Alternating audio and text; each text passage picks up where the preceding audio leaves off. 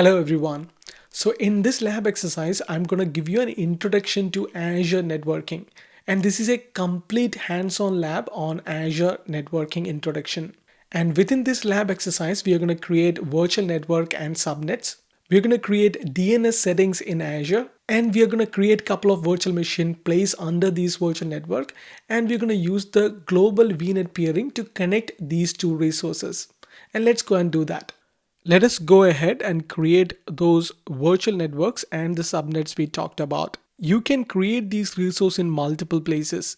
You can either go to the global search box and type in the resource and select the resource and create it, or you can click on create a new resource here and you can create one as well. Another option is go to the resource group and you can create the resources within your resource group itself. So this is the resource group what we are going to use.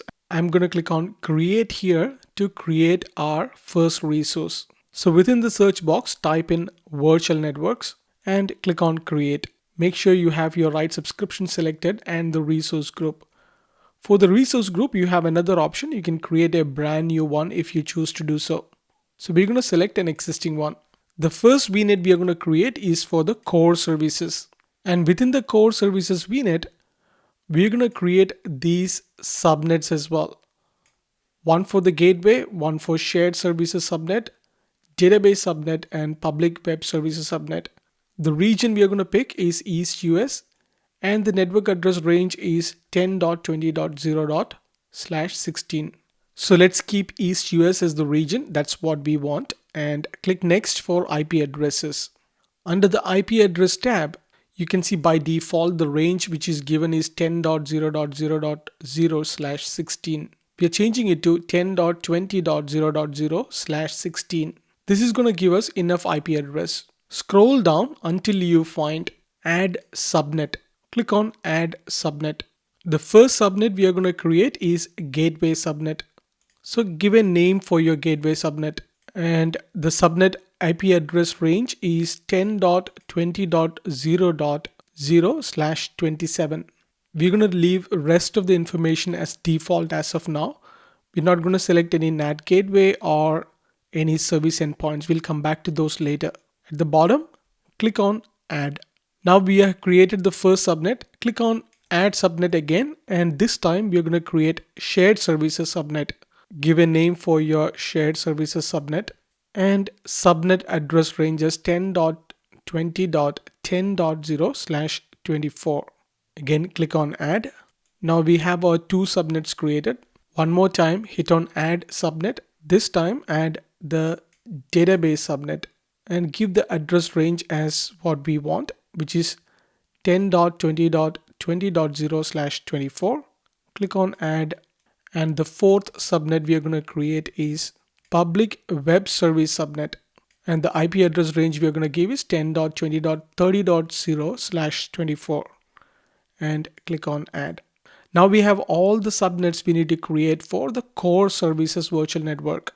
To complete the whole process, click on review and create. This will go through a validation, and after validation, you can click on create. Okay, validation is being passed. Click on create.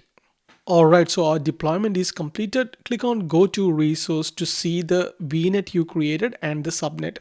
So on the left hand side of the page, you can click on address space to find out what's your VNet address space.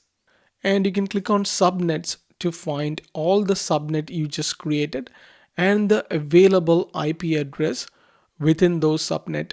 Now that is completed, now head back and create the next VNet, which is manufacturing VNet.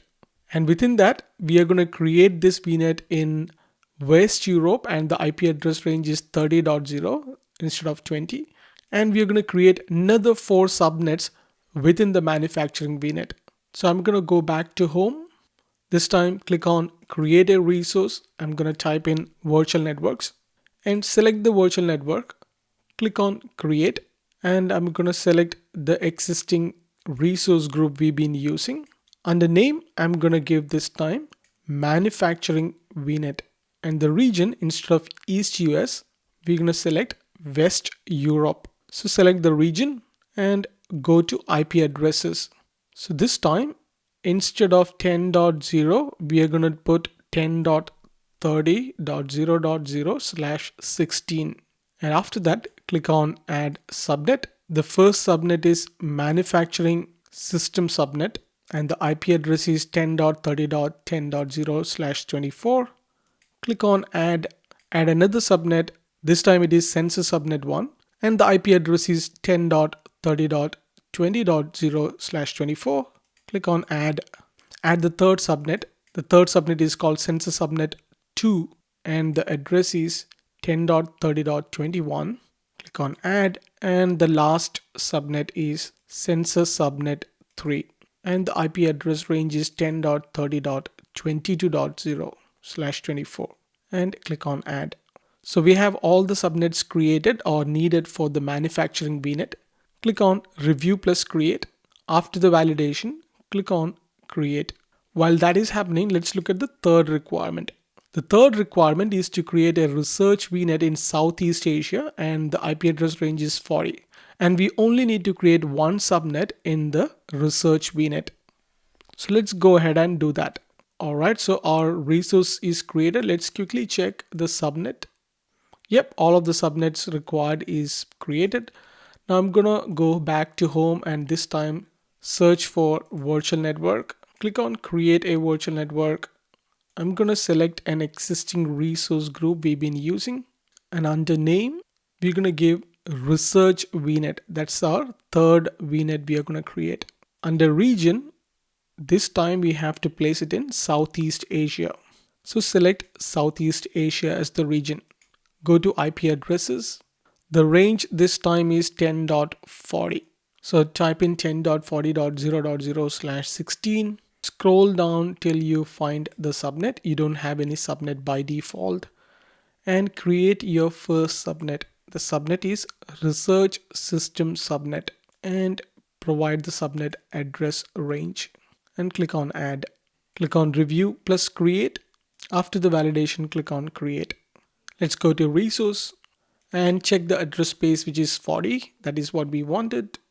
And subnet, we only need to create one subnet for the research subsystem. Alright, so our task is completed. So we wanted to create 3 different VNets for this company. The first is the manufacturing VNet. We had to create 4 subnets. East US region, we have to create the core services VNet, which had another 4 subnets. In Southeast Asia, we have to create a VNet and a subnet for the research system subnet. Alright, so let's go and do another exercise. In this exercise, what we are going to do is we are going to configure DNS name resolution for a Contoso Limited company. And we will create a private DNS zone named contoso.com and link the VNets we just created for registration and resolution. And then we create 2 virtual machines and test the configuration as well. So let's go ahead and do that. So now that we have created all the subnets and the VNets we need, let's go back to the home page. This time on the global search box, type in DNS. So select the private DNS zones. Under the private DNS zone, click on create. We are going to keep the same settings what we have been using so far. So let's select the existing resource group. Under the instance details, give the name for your private DNS zone. I'm going to call it as contoso.com, and click on review plus create and click on create. Looks like our resource is created. Let's click on go to resource to verify if it is created. Alright, so our contoso.com zone or private DNS zone is being created. Now the next task is to link the subnet for auto registration. So to do that, go under settings and click on virtual network links and click on add. So under the subscription, leave the default subscription and expand the virtual network. We have to create the auto registration on the core services VNet. So select the core services VNet and make sure you select the configuration to enable auto registration and hit OK. Oops, I forgot to give the link name. So the first task is to give the link name. So I'm going to call it as core services VNet link. Scroll down and click OK. So right now it is creating the VNet link with auto registration. While that is creating, now let's go and create auto registration on other two VNets as well. So click on add, give a name for your link. So I'm going to call this time it is manufacturing VNet link. And under virtual network, I'm going to select the manufacturing VNet and scroll down until you find the configuration and make sure you enable the auto registration and hit OK. And I'm going to create one more. This time I'm going to call it as a research VNet link and select the VNet as a research VNet and repeat the same step what we have done in the past to exercise to enable auto registration and hit OK. Alright, so now it is deploying the other two VNets. As you can see that one of the link has been successfully created and auto registration is being enabled on virtual network, which is core services VNet. So we'll wait for another couple more minutes to complete the whole step on all three VNets. Alright, so looks like all three of the VNet has been enabled for auto registration. So that task is complete.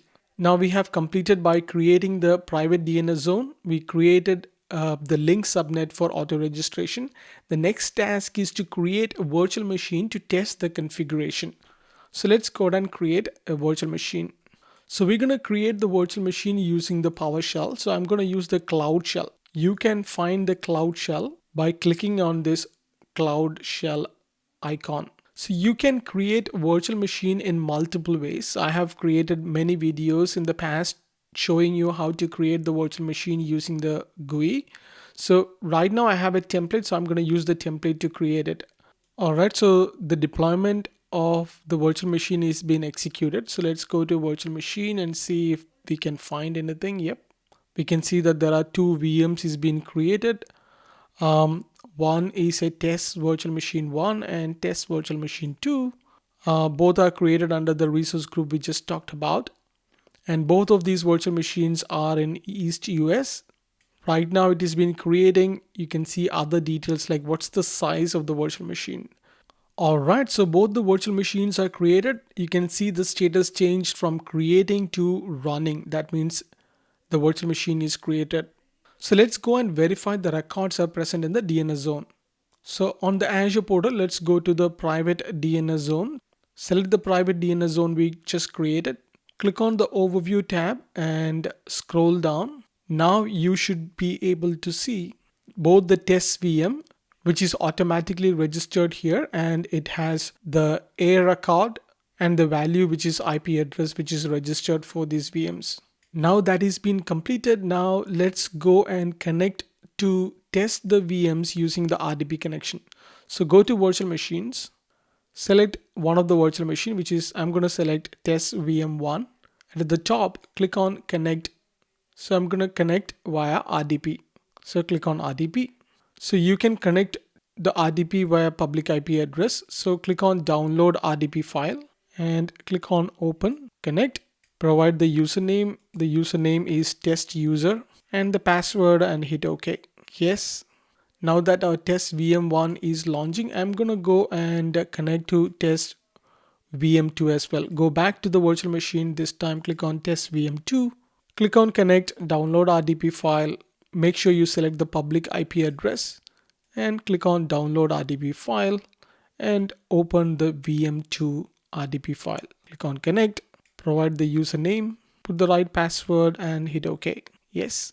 Alright, so now it is connecting to the test VM2. So let me minimize that, put it to the side. Our first VM is booted up and the second VM is booting now. So let's see if we can connect to these both virtual machine using ping command. So let's go to run and go to command prompt and try to ping the second VM from the first one. So I'm going to execute command ping test VM2 with the DNS name .contoso.com. The request timeout is because the Windows firewall is enabled on the VM. So let's go to the VM2 and go to the command prompt and ping the test VM1. So the request timeout is expected because the Windows firewall is on. Alright, so congratulations. So you have created the private DNS zone and added a name resolution and auto registration link and tested the name resolution in your configuration. Now that we have completed the second exercise, which was about DNS zone registration, in this exercise, we are going to learn how to connect to Azure Virtual Network using global VNet peering or global virtual network peering. Let us look at the task we are going to perform. First, we are going to create a virtual machine to test the configuration. Then connect the test VM using the RDP. We're going to test the connection between these two VMs and create VNet peering between core services VNet and manufacturing VNet. That's the important task. And then we are going to test the connection between the VMs as well. So let's go and do that. So first step is to create a manufacturing virtual machine. Like the last exercise, I'm going to use Azure Cloud Shell to create it. And I'm going to execute the command to create the virtual machine like last time. So in the background, now it is creating a virtual machine in the manufacturing VNet subnet. So let's minimize this. Let's go back to virtual machines and we should be able to see another virtual machine creating in some time. Let's do a quick refresh to see if something is happening. Yep, I can see that I'm going to minimize the Cloud Shell. So our command is being executed. You can see at the top, we are creating a brand new virtual machine, this time under the manufacturing department. The status is creating, and again, it's a Windows virtual machine, the same configuration as the other two VMs we created. So let's wait for a couple more minutes to complete this. All right, looks like our virtual machine is being created and it changed the status to running. So we can go back to the virtual machine and log in to the virtual machine for the first time. Under overview, click on connect, select RDP and make sure you select the public IP address unless you are inside your organization network, and click on download RDP file. And this time we are going to open the manufacturing VM RDP. Click on connect, give a username, give the right username and the password. Click OK and click yes to connect to the virtual machine. So let's check the IP address of this manufacturing virtual machine. So I'm going to go to PowerShell and run the command called ipconfig. The IP address of this virtual machine is 10.30.10.4. So let's minimize that. Now we know the IP address of the manufacturing VM. I'm going to go back to our test VM in the core network. So I'm going to go back to the virtual machine. This time I'm going to go to test VM. That's in a completely different network altogether. Click on connect and click on RDP, download RDP file and open. Click on connect. On this virtual machine, I'm going to open the PowerShell and test the IP address. All right, so the IP address of the test virtual machine 1 is 10.20.20.4. So let's keep it aside. All right, so now we have two virtual machines. One is the manufacturing VM and the test VM. Both are in two different VNets. If I go back to the initial diagram, I can quickly show you. Our first VM is in the core services VNet and VM is placed under the subnet, and the second VM is the manufacturing VNet that is placed under the manufacturing system subnet. So we don't have any VNet peering in between. So technically, if you try to connect or ping these two virtual machines, the connection should fail. So let's go and find out. So on the manufacturing VM, I'm gonna try to connect to the VM1. Type in test net connection, the IP address of the first VM, which is 10.10.20.0.4. We're gonna connect via port 3389. Now it is testing the connection or attempting to connect via TCP. We should ideally get a test connection fail message. So the message here is TCP connect to the virtual machine 1 is being failed because there is no connection between these two networks. If we try to do the same connection on the other virtual machine, we should get the same message again. Test net connection. I'm going to type in the manufacturing IP address 10.30.10.4 and port 3389. Hit enter. And we should get a similar message because there is no connection between these two networks. All right, so we get the fail message. Now let's go and create the VNet peering between these two networks. So on the Azure portal, go back to your home and you can go to your virtual networks. First, let's select the core services VNet. Under settings, scroll down till you find peerings and select that. So we don't have any peering yet, so click on add. Under the peering link name, give a name called, we are trying to create a connection from the core services VNet to the manufacturing VNet. So I'm going to call it as core services VNet to manufacturing VNet. Traffic to remote virtual network, I'm going to select allow, which is default. And traffic forwarded from virtual network, I'm going to enable allow, which is default. And virtual network gateway or route server, I'm going to keep it as none. So that's the first part. So the first part is this virtual network. The next part is the remote virtual network. Now we have to fill the details for the remote virtual network. First, provide the name, which is this time it is manufacturing VNet to core services VNet. Virtual machine deployment type as resource manager. Subscription, keep the existing subscription. Under the virtual network, select the manufacturing VNet because that is our remote or the VNet we are trying to create or the VNet we are trying to connect. And I'm going to keep the rest of the value as default, which is traffic to remote virtual network allow and traffic forward from virtual network or the remote virtual network is allow. And virtual network gateway or route server is none by default and click on add. Now that our peering is enabled, let's go refresh this page. So we are under core services VNet. Under peering, we can find that there is a peering created. The status is being updating. So at the same time, we can go to the other virtual network, which is manufacturing VNet. And under settings, go to peerings. We should be able to see that there is a peering created and the status is connected. Let's go back to the virtual network and to the core services, peerings, hit refresh, and the status is changed to connected. So now we have the peering connected between these two VNets. So now let's go back to the virtual machine. We do have these two virtual machines anyway here. I'm going to execute the command one more time. So we are trying to connect to VM1. At the same time, I'm going to the VM1 and we are going to try to connect to the manufacturing VM as well. All right, so the connection is successful. So as you can see that the VNet peering is been successfully enabled. So congratulations. So you learned how to connect two networks using VNet peering or virtual network peering or global VNet peering. I will see you on the next hands-on lab. Until then, take care.